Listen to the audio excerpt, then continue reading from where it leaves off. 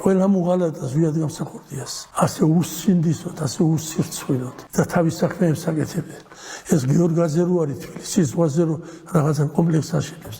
ერთი კითხეთ, საიდან ხვდა საწყისი კაპიტალი, სად იშოვეს საწყისი კაპიტალი ამ ხალხმა? იშოვეს და გაძარცვეს საქართველო. ამ მეჯართეებმა და მასმა გაძარცვეს საქართველოს, არა დედამიწის ზურზე არაფერი არ დატოვეს. ტირილი მოგინდებოდა მთელი კიროვის ქარხნიდან, ესე იგი ირანში კომპიუტერული სისტემის ჩარხები, ესე იგი უპაკოვანი შეფუთული ჯართა ჩააყარეს. არ ენარდებოდა დედამიწის ზურზე არაფერი. მთელი საზღვაო სისტემა გაყიდეს, ესე იგი ბათუმიდან დაწყებული ფოთში საზღვაო სისტემა არ იყო, გემები არ ყავდა საქართველოს, არ იყო გემები, ხო ყავდა, სულ ყველაფერი დაყიდეს. ესე იგი არ დაზრუნეს, რა დაუშავა ქართველმა საქართველოს.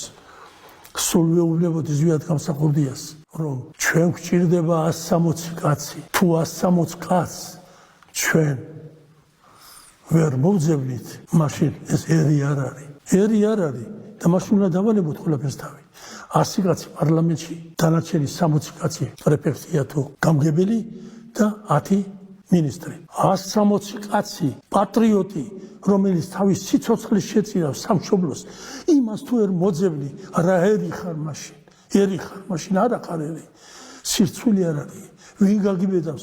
შენ თუ კორუფციონერი არ ხარ. კორუფცია იყო იადგამსახურდიას დროს, გამოვიდეს ვინ და თქვას.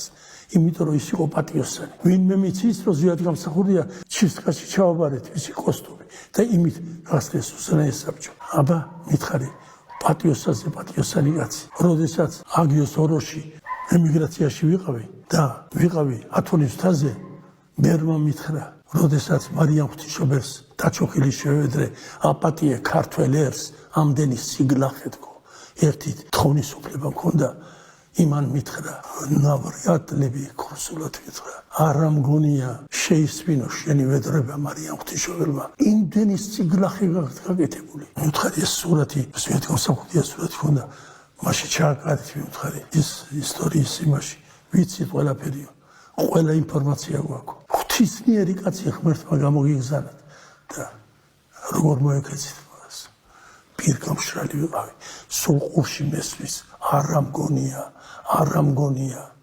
აი ეს არის პასუხი, რომ არავის რუგია, იმიტომ არიან გადავხედებული